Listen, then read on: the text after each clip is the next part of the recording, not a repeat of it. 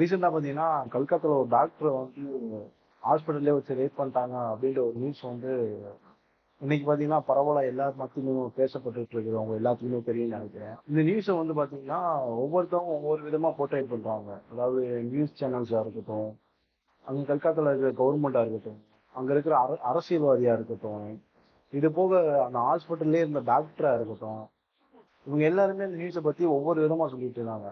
ஆனா அங்க என்ன நடந்துச்சு, இப்ப என்ன நடந்துகிட்டு இருக்கு அப்படின்றத பத்தி தான் இன்னைக்கு இந்த வீடியோல பார்க்க போறோம். Hi and hello use welcome to my question. நான் உங்க ஸ்டீவன்.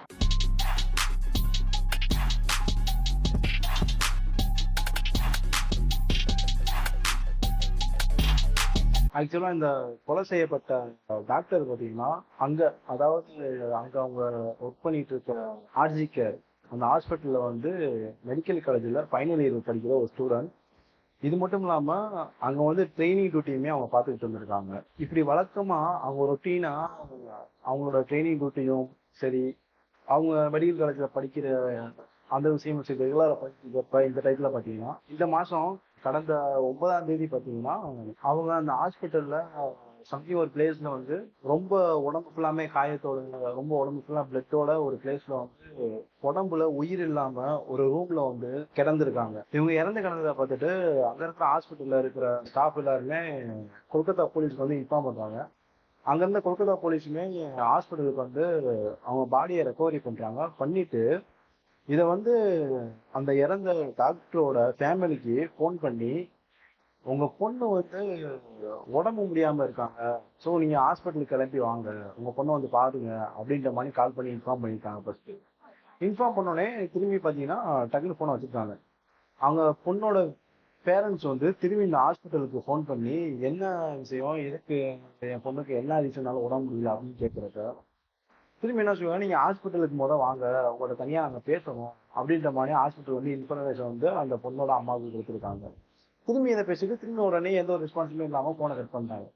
இவங்க அம்மா வந்து திரும்பி திரும்பி ஹாஸ்பிட்டலுக்கு கால் பண்ணிட்டே இருந்ததுனால திரும்பி அப்படி போனை எடுத்து ரெஸ்பான்ஸ் பண்ண ஹாஸ்பிட்டல்ல பாத்தீங்கன்னா அப்பதான் சொல்லியிருக்காங்க, உங்களோட பொண்ணு வந்து இந்த மாதிரி சூசைட் அட்டன் பண்ணிட்டாங்க, ஸோ அவங்க வந்து இறந்துட்டாங்க, நீங்க ஹாஸ்பிட்டலுக்கு வாங்க அப்படின்னவே அந்த பொண்ணோட அம்மா வந்து அவங்க ஹாஸ்பிட்டலுக்கு போயிருக்காங்க.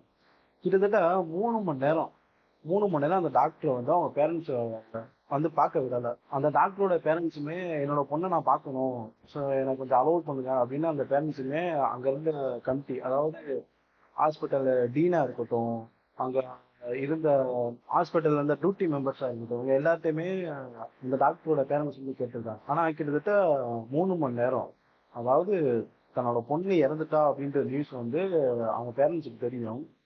தெரிஞ்சும் ஒரு 3 மணி நேரம் அவங்க பொண்ணை வந்து அந்த பேரண்ட்ஸை பார்க்க அலோவுடே பண்ணல. அப்படி 3 மணி நேரம் கழிச்சு பார்த்தீங்கன்னா அவங்க பேரண்ட்ஸை பார்க்கறதுக்கு அலோவ் பண்ணியிருக்காங்க. அப்படி போய் அவங்க பேரண்ட்ஸ் பார்க்குறப்பதான் அவங்களோட பொண்ணு வந்து ரொம்பவே ட்ரெஸ் ஃபுல்லாமே கிழிஞ்சு, முகத்துல இருக்கட்டும், கை காலில் இருக்கட்டும், நிறைய இடத்துல பிளட்டு வந்து, இது போக ஒரு பக்கம் கையுமே உடைஞ்சு, இப்படி அவங்க பொண்ணை பார்த்ததுமே அவங்க பேரண்ட்ஸுக்கு வந்து தெரிஞ்சிருச்சு, ஆக்சுவலா நம்ம பொண்ணு வந்து சூசைட் அட்டன் பண்ணல, இதுல என்னமோ ஒரு விஷயம் இருக்கு, இந்த விஷயத்த நம்ம கண்டுபிடிக்கணும் அப்படின்ட்டு.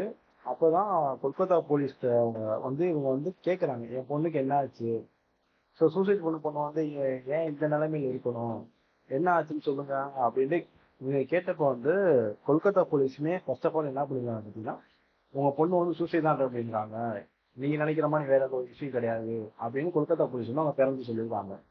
ஆனா அவங்க பேரண்ட்ஸ்க்கு இதை ஏத்துக்கிற மனசே இல்லாம, உங்க பேரண்ட்ஸ் வந்து பாத்தீங்கன்னா, நம்ம பொண்ணுக்கு ஏதோ ஒரு விஷயம் நடந்திருக்கு, இதை வந்து நம்ம சும்மா விடக்கூடாது, இது ஹையர் கம்ப்ளைண்ட் பண்ணணும் அப்படின்ட்டு இவங்க வந்து ஹையர் கம்ப்ளைண்ட் பண்ணியிருக்காங்க. அதனால பாத்தீங்கன்னா இந்த நியூஸ் வந்து கொல்கத்தா போலீஸ்ட இருந்து ஆஹ், அங்க வந்து சிபிஐக்கு இந்த கேஸ் வந்து மாறுது.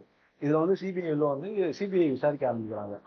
சிபிஐ விசாரிக்க ஆரம்பிக்கிறப்பலாம் இதுல வந்து டைரக்டா கொல்கத்தா ஹைகோர்ட் வந்து இன்வால்வ் ஆகுறாங்க இந்த நியூஸை பத்தி. ஏன்னா இந்த நியூஸ் வந்து கிட்டத்தட்ட இந்தியா ஃபுல்லாமே ரொம்ப ஸ்ட்ரிக்டாக ஆரம்பிச்சு, இந்த மாதிரி ஒரு டாக்டரை வந்து, அதுவும் ஒரு ஹாஸ்பிட்டலுக்குள்ள வந்து கொலை பண்ணி போட்டிருக்காங்க.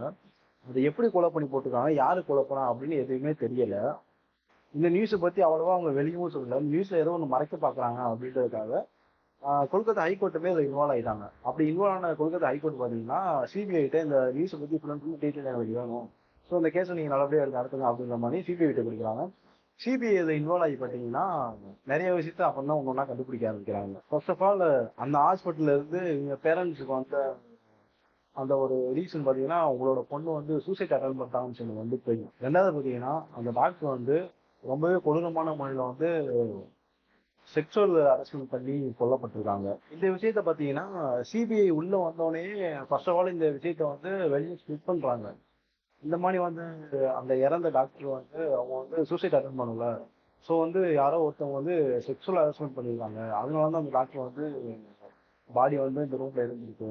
ஸோ இதுக்கு பின்னாடி வந்து ஏதோ ஒரு மர்மமான ஒரு விஷயம் இருக்கு அப்படின்ற மாதிரி சிபிஐ வந்து இன்ஃபார்ம் பண்ணியிருக்காங்க நியூஸ் சேனல் மற்றும் மீடியா எல்லாத்துக்குமே. இதனாலதான் இங்க கொல்கத்தால மிகப்பெரிய ஒரு போராட்டம் வந்து இன்னைக்கு டேட் வரையும் நடந்துகிட்டு இருக்கு. இதுல கொல்கத்தா சிஎம் என்ன பண்றாங்கன்னு பாத்தீங்கன்னா, அதாவது கொல்கத்தா சிஎம் மம்தா பானர்ஜி அவங்க என்ன பண்றாங்கன்னு பாத்தீங்கன்னா, அவங்க சிஎம்மா இருக்க ஒரு நாட்டுல வந்து இந்த மாதிரி ஒரு இஷ்யூ நடந்திருக்கு. இந்த இஷ்யூக்கான சொல்யூஷன் என்னன்னு தேடாம இந்த இஷ்யூவை எப்படி நம்ம அமைதிப்படுத்தணும், இப்ப கொந்தளிச்சுட்டு இருக்கிற மக்களை ஃபுல்லாமே எப்படி நம்ம சமாதானம் பண்ணணும் அப்படின்ற விஷயத்துலதான் இப்ப இன்னைக்கு வரைக்கும் மும்முரமா போயிட்டு இருக்காங்க தவிர. ஸோ இந்த மாதிரி ஒரு டாக்டர் வந்து ஹாஸ்பிட்டலில் வச்சு இறந்துருக்காங்க. ஸோ உங்களுக்கு என்ன நடந்துச்சு, இதுக்கு காரணமானவங்களுக்கு எல்லாமே தண்டனை வாங்கி கொடுக்கணும் அப்படின்ற ஒரு எண்ணமே இல்லாமல் அங்கே இருக்கிற மக்கள் அந்த ஹாஸ்பிட்டலை சுற்றி இருக்கிற நிலவரத்தை நம்ம கைக்குள்ள கட்டுப்படுத்தணும்னா இன்னமும் மத்த வேலை வந்து நிறுத்தி வைக்காங்க.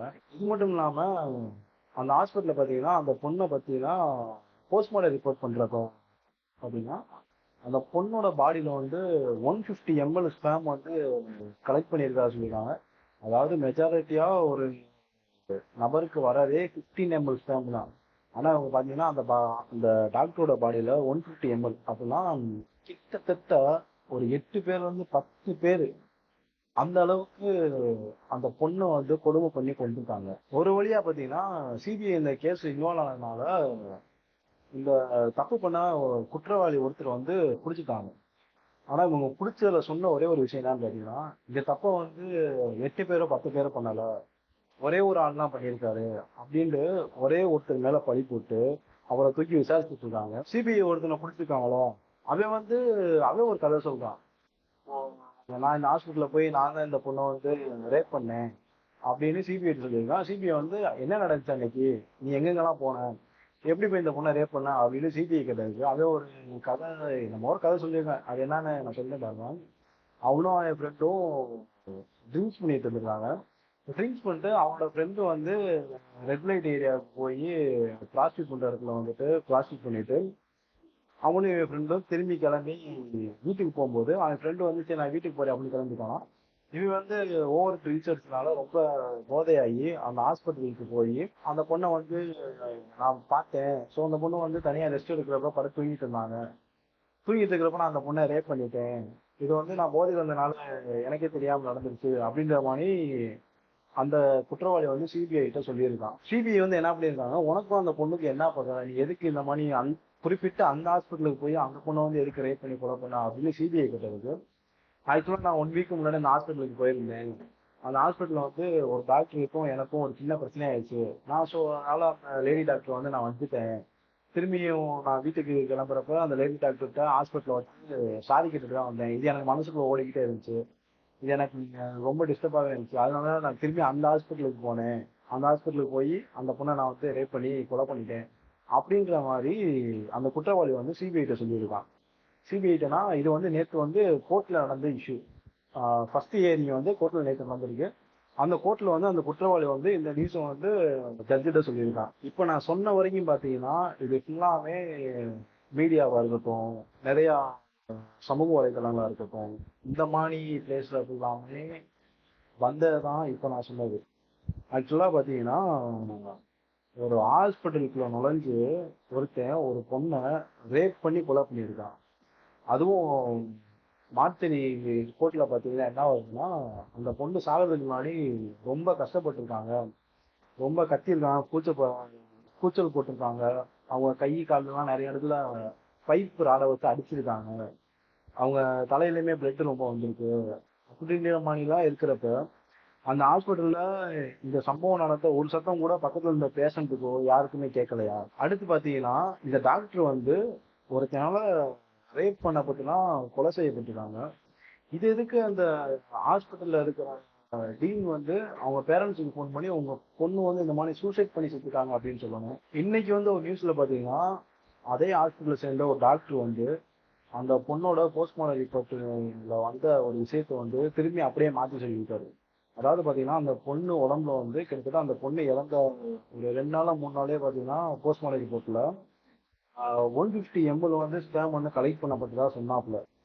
ஆனா அந்த விஷயம் ஸ்பிட் ஆனோடனே இன்னைக்கு வந்து அந்த டாக்டர் வந்து என்ன சொல்லியிருக்காங்கன்னா 150 ml நான் சொல்லல, 150 ml தான் நான் சொன்னேன். ஸோ எம்எல்க்கும் மில்லியமலுக்கும் நிறைய வித்தியாசம் இருக்கு. ஸோ நீங்க அதை ஏன் இவ்வளவு பெரிய விஷயமாக்கி இவ்வளவு பெருசா நீங்க கன்வெர்ட் பண்ணி கொண்டு போறீங்க அப்படின்ற மாதிரி இன்னைக்கு வந்து அந்த டாக்டர் அப்படியே டோட்டலா ஃபுல்லா மாதிரி ஜகா வாங்கி வேற ஒண்ணு சொல்லியிருக்காரு. அடுத்து பாத்தீங்கன்னா அந்த பொண்ணு இறந்தது வந்து 9ஆம் தேதி. இன்னைக்கு டேட்டு பாத்தீங்கன்னா 21ஆம் தேதி. ஆக்சுவலா இன்ன வரைக்கும் அந்த பொண்ணோட லீகலான போஸ்ட்மார்ட்டம் ரிப்போர்ட் அதாவது டெத் சர்டிபிகேட் இன்னுமே லீகலா கவர்மெண்ட் வந்து வெளியே விடல. ஸோ இதுல என்ன, ஒரு பொண்ணு டாக்டர் வந்து இறந்துட்டாங்க. ஆக்சுவலா இதை வந்து ரேப் பண்ணது ஒருத்தன் தான் சொல்றாங்க. ஸோ இந்த ரிப்போர்ட் இவரனால ஒன்றும் அவ்வளோ பெரிய இஷ்யூ கிடையாது. அதையே அவங்க ஃபுல்லாக மூடி மறைக்கணும். அடுத்த விஷயம் பார்த்தீங்கன்னா ஒரு 4 நாளைக்கு முன்னாடி இந்த ஹாஸ்பிட்டல் வாசல்ல வந்து மெடிக்கல் காலேஜில் படித்த ஸ்டூடெண்ட் எல்லாருமே போராட்டம் நடக்கிறாங்க. அப்படி போராட்டம் நடக்கிறப்ப பார்த்தீங்கன்னா ஒரு குறிப்பிட்ட கேங்கு அந்த ஹாஸ்பிட்டல் மெடிக்கல் காலேஜ் ஸ்டூடெண்டே கிடையாது. ஆக்சுவலா ஆனா அவங்க யாருன்னே தெரியல. ஒரு குறிப்பிட்ட கேங் பாத்தீங்கன்னா அந்த ஹாஸ்பிட்டலை உடைச்சு அந்த ஹாஸ்பிட்டலுக்குள்ள போய் இந்த இஷ்யூ எல்லாமே நடந்துச்சுன்னு சொன்ன அந்த ரூமுக்கு போகணும்னு ரொம்பவே ட்ரை பண்ணியிருக்காங்க.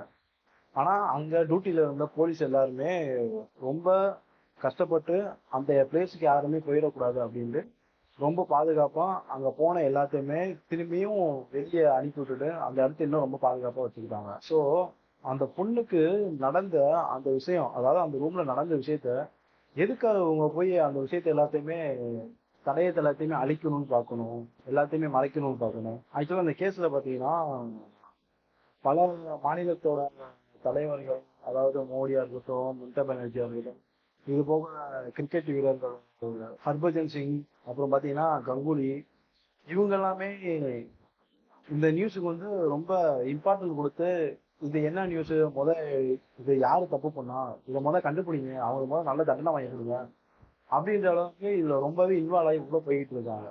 ஆக்சுவலா இந்தியாவுல எவ்வளவோ பொண்ணுங்களுக்கு இந்த மாதிரி செக்ஷுவல் ஹராஸ்மெண்ட் பண்ணி கொலை பண்ணி, ஆக்சுவலா இதை விட கொடூரமான கொலை பண்ணி எத்தனையோ நியூஸ் வந்து நம்ம பார்த்துக்கிட்டு இருக்கோம், வச்சுட்டு இருக்கோம். ஏன் இவங்க இந்த நியூஸ்க்கு மட்டும் ரொம்ப இம்பார்ட்டன்ட் கொடுக்குறாங்க? ஆக்சுவலா ஒரு பொண்ணு செக்ஷுவல் ஹராஸ்மெண்ட் பண்ணி சாகிறதா இருந்தாலும் ஒரு நல்ல போஸ்டிங்கோ ஒரு ஹையர் பொசிஷன் இருந்தாதான் அவங்களுக்கு வந்து சரியான நீதி கிடைக்கும். அப்படி அவங்க அந்த மாதிரி ஹையர் போஸ்டிங்கோ இல்ல கொஞ்சம் ரிச்சா இல்லாட்டியோ அவங்களுக்கு அந்த அளவு நீதி கிடைக்கிறதே கிடையாது. நல்லா இருக்குல்ல நம்ம கவர்மெண்ட். இதுக்கு மேல இந்த விஷயத்த பத்தி பேசுறது ஒண்ணுமே கிடையாது. மேபி இந்த பொண்ணோட நியூஸ்ல வேற ஏதாச்சும் முக்கியமான விஷயம் ஏதாச்சும் இருந்துச்சுன்னா கண்டிப்பா திரும்பி இந்த பொண்ணை பத்தி பேசலாம். ஓகே.